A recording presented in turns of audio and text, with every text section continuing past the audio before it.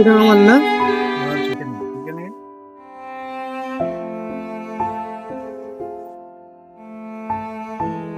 আমার এতদিন করে খেলিস বা? তুমি কে? তোর চাচা রে ইরফান। ও চাচা, আসসালামু আলাইকুম। ওয়ালাইকুম আসসালাম। তোর এই অবস্থা কি করে হলো? আরে চাচা, দুঃখের কথা আর কি বলবো। 15 বছর পর বিদেশ থেকে ফিরছি, ফেলার থেকে পড়ে যেয়ে দুটো চোখ নষ্ট হয়ে গেছে। চ তোকে তোর বাড়ি পৌঁছে দিচ্ছি।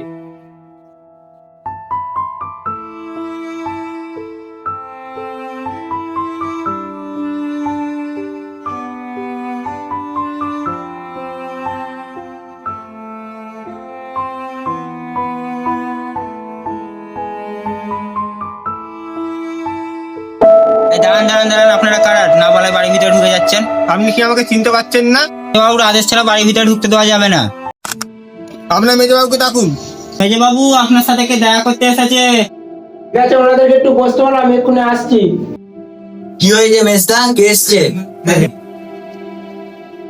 বড় ভাই বিদেশ থেকে চলে এসছে। ও আবার যান জ্বালাতে চলে এসছে?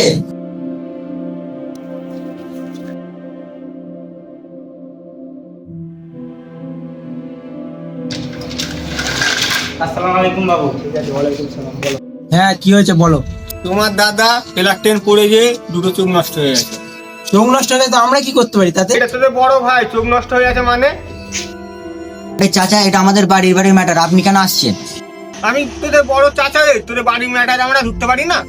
চাচা তুমি ঢুকতে পারবে না, তোমার যদি এতই দরদ থাকে তাহলে তুমি নিয়ে চলে যাও। আচ্ছা, কাদের সঙ্গে কথা বলছি? আমি বিদেশে যে যাদের জন্য চোখ নষ্ট করে আসলাম। তো কিছু সেই দাদা কি ভুলে যাচ্ছিস? তুই আল্লাহ পাকি বিচার করবে। চাচা তুমি তাহলে তোমার ঘরে নিয়ে চলে যাও।